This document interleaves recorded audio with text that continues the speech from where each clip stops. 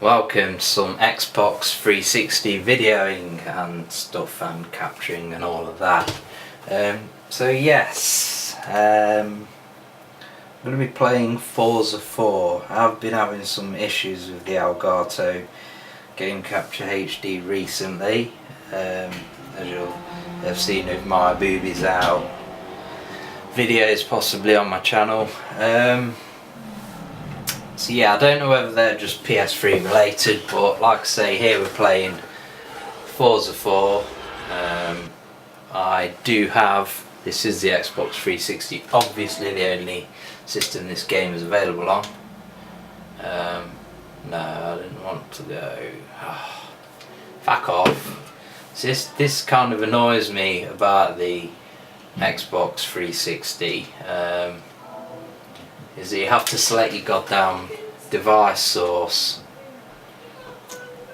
Shut the fuck up. Right, so we're jumping on career and we're gonna go race. Ignore them irritating cunts in the background. Don't know when to shut the fucking mouths.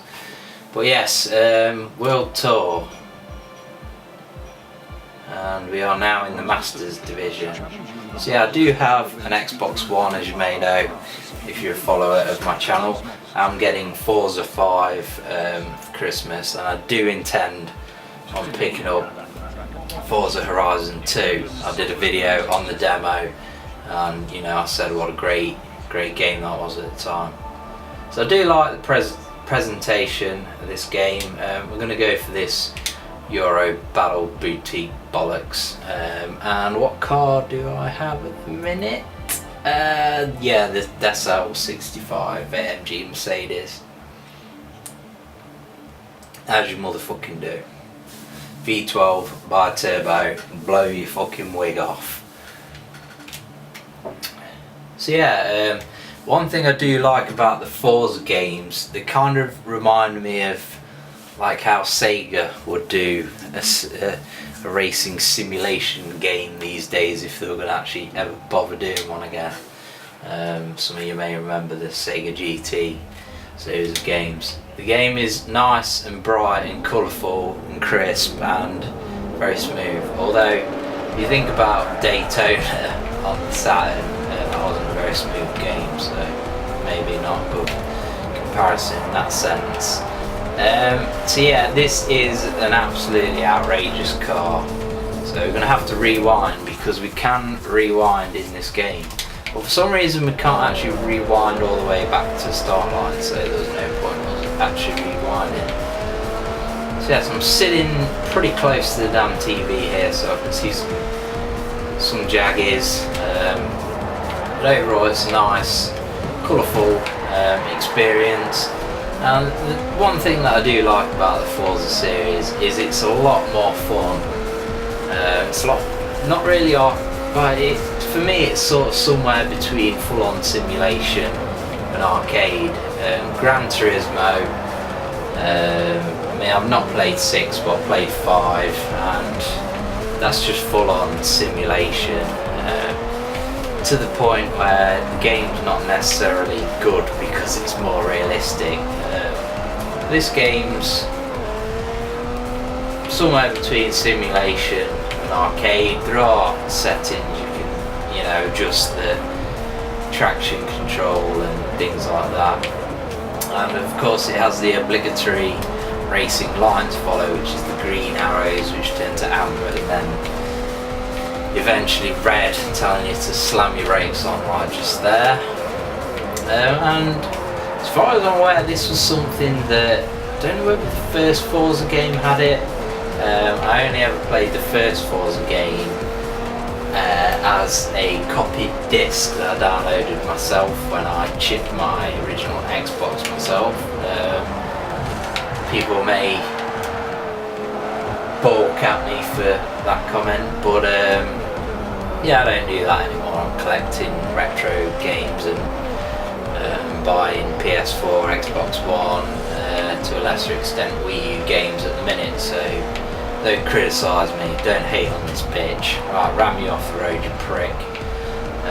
So yeah, the thing is with this game, this car has like silly power. I think it has like about 1200 horsepower, and kind of if you just give it stabs of the triggers to accelerate during corners, it will just like veer off wildly off the track like that. Just give it a quick squirt and it wants to smash into a barrier. So you can still, it's arcade, but there are still distinct elements of simulation, like if you try to go too crazy with a car. I mean, last night I was playing with E46 M3, and it was rear wheel drive, and it had about like 800 horsepower or something, and it was just unmanageable. It just would not go around corners with all of that power going to the rear wheels. And then I gave it an all-wheel drive drivetrain upgrade, and it was better, but the problem was it just didn't have the aerodynamics, it didn't have the downforce, so it still kind of sucked, but you could get away with it. So in that sense, there's simulation in here. Like I say, the handling isn't ultra simulation. It's just fun, to be honest. I say you got nice, crisp, smooth graphics. I think all of the Forza games run at 60 frames per second, at least 2, 3 and 4. This is 4 obviously. There we go, we've finished the race. And the car models do look awesome if you go into the Auto Vista mode. I don't know whether it's the exact same car model as the actual in-game cars, but if you play, well, it's Auto Vista mode, you can kind of take a tour around the car, open the doors. You got Jeremy Clarkson off of Top Gear doing voiceovers and shit. The car models look amazing. So here we're in season mode, and I think there's about 10 seasons, and there's also driver levels. I'm going to go Ferrari Sports Club, and we're going to go for the F50. I've not used this car yet. So yeah, there's something like 17 races in this. I think it's like season, what am I on, like 7 or something.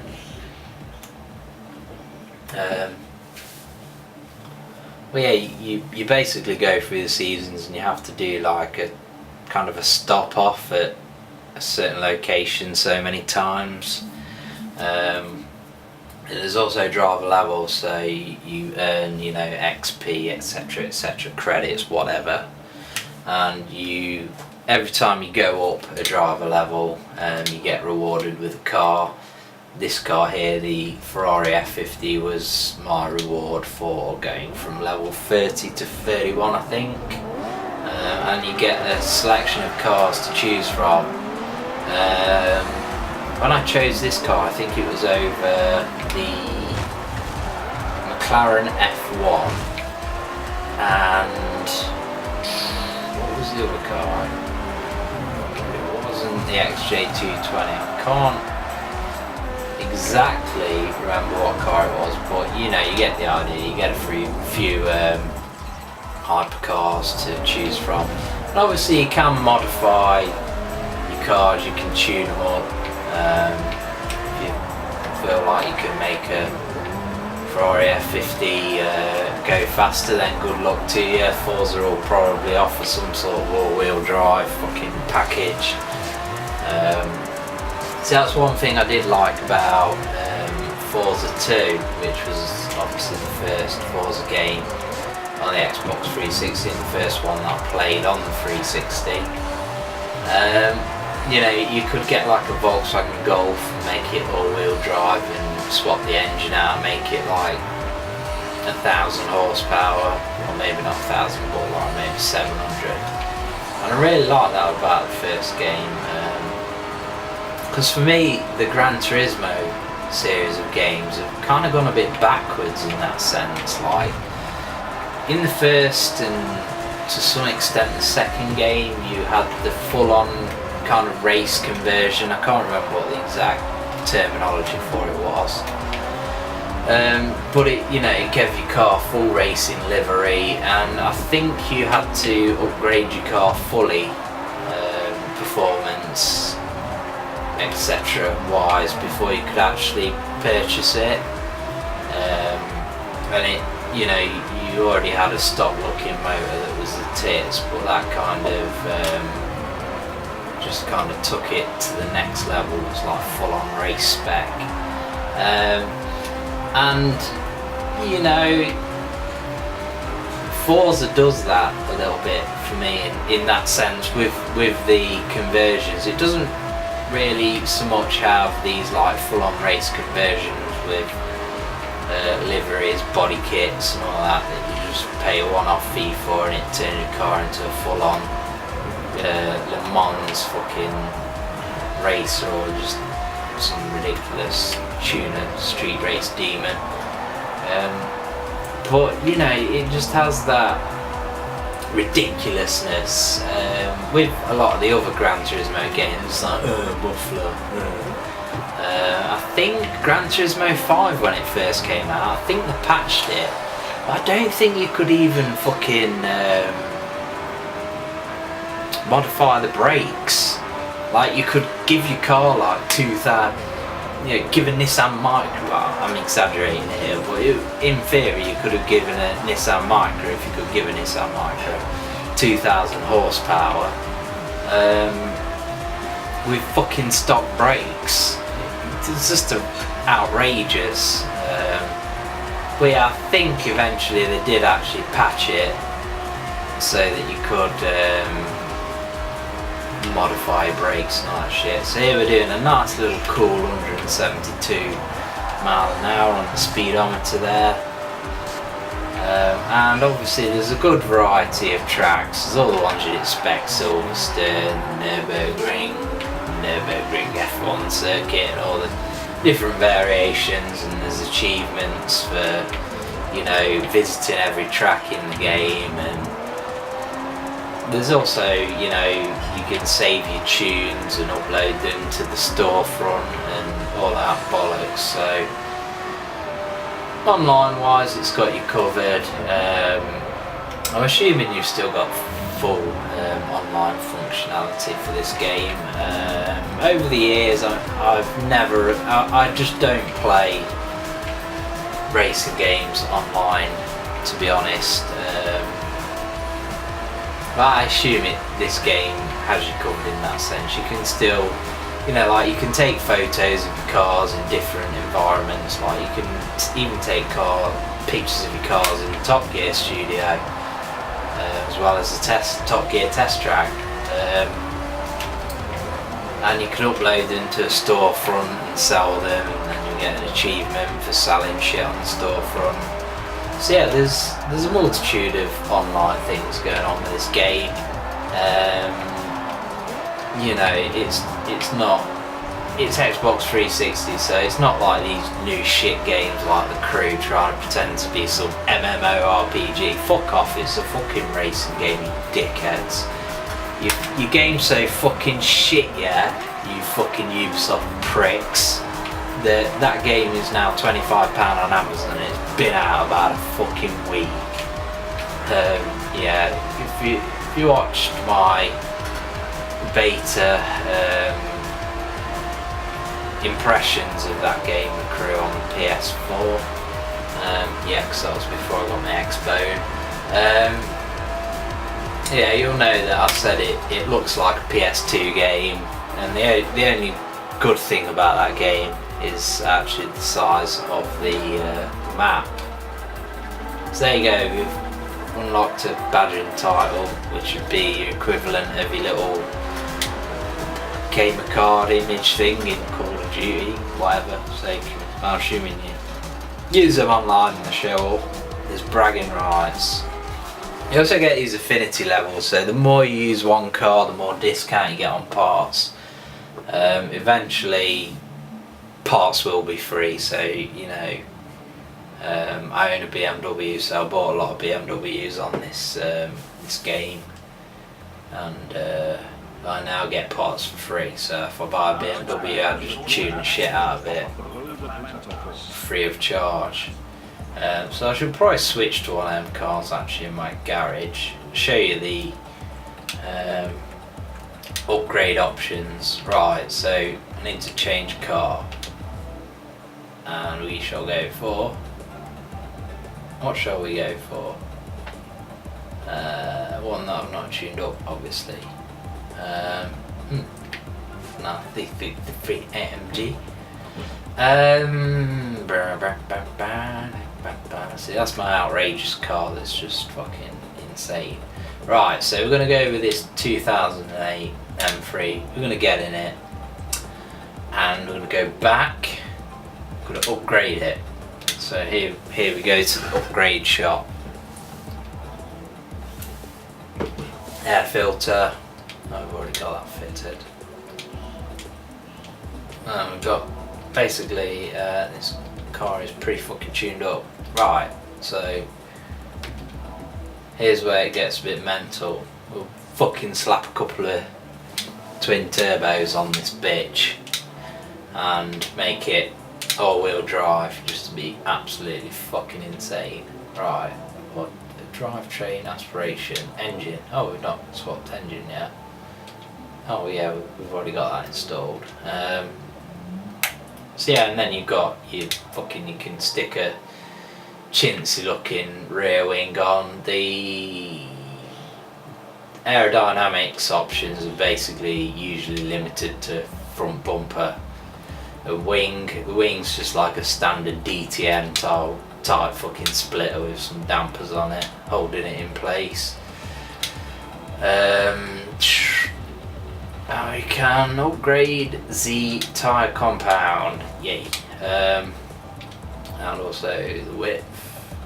We can't do that now. We can change rims. So yeah, you get the idea. So now we're going to jump in with a bit of a race for our newly, slightly modified BMW M3 World Tour.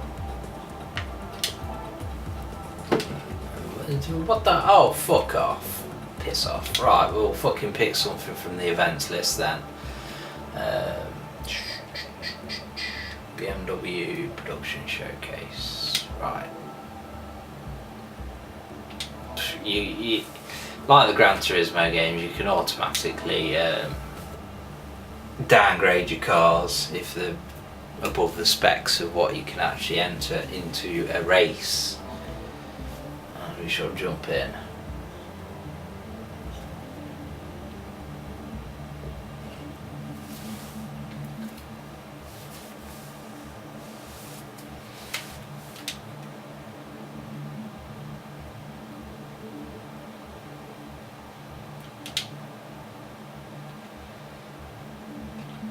And we're on the Hockenheim ring because everything has to have ring on the end ever since the Nürburgring. This game comes on 2 discs. My first disc, disc 1, is pretty much not perfect. There's 2 like very fucking slight little scratches on, but the game on certain levels it won't load the textures properly, and also what's the other issue? It won't let me install disc number 1 onto the hard disk to kind of work around them issues. I personally think this is like the Modern Warfare issue on the PS3, where I don't think it's actually the disc. I think it's just there's something wrong, inherently wrong with the game. The game gives you this kind of error message of dirty disk. Like you can't install the game, it'll get to like 25% or something, and then just say disk is dirty, scratch, whatever, can't read it. But the disc looks fine.